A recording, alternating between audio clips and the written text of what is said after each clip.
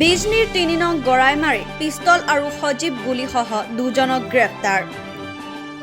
বৌপাৰা গাঁৱৰ পৰা পালেংবাৰীলৈ AS26 A6910 নম্বৰৰ মটৰচাইকেলেৰে আহি থকা অৱস্থাত পাণবাৰী আৰক্ষীয়ে অভিযান চলাই ৩ নং গৰাইমাৰী কালপানী বিলৰ ওচৰত এটা পিষ্টল আৰু 4 জাই সজীৱ গুলীসহ দুজন যুৱকক গ্ৰেপ্তাৰ কৰে। ধৃত যুৱক দুজন বৌপাৰা গাঁৱৰ চকুৰ আলী আৰু আব্বাছ আলী বুলি জানিব পৰা গৈছে। জব্দ কৰা পিষ্টলটো কাণ্ট্ৰি মেড বুলি আৰক্ষীয়ে জানিবলৈ দিছে।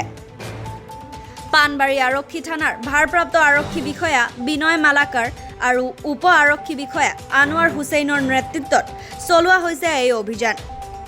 ঘটনাস্থলীত বিজনী মহকুমা আৰক্ষী বিষয়া ৰূপজ্যোতি দত্ত আৰু পাণবাৰী আৰক্ষী চক্ৰ বিষয়া ৰিতুলমণি দাসো উপস্থিত থাকে।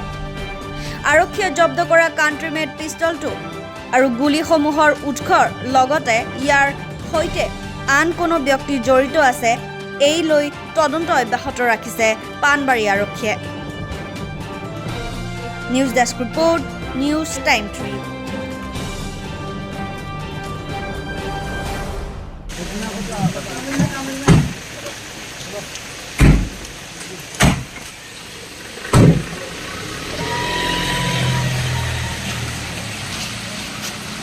মোবাইলেৰ ক্যামেৰা 5 সেকেন্ড স্লো হয়েছে। ক্যামেৰাটা 5 সেকেন্ড স্লো।